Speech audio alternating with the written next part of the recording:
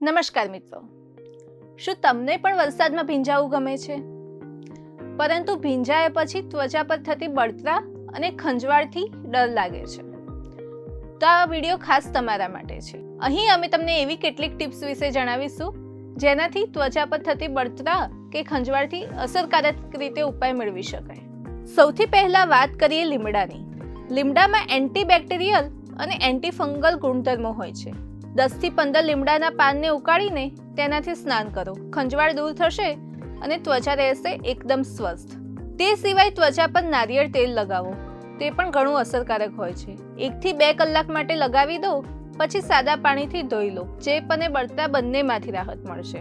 જો ત્વચા પર ચેપી ફોલ્લી કે રેડનેસ હોય તો તાજું કુંવરપાઠું લગાવો. તેમાં પણ એન્ટીબેક્ટેરિયલ ગુણધર્મ હોય છે અને જે ત્વચાને ઠંડક આપશે.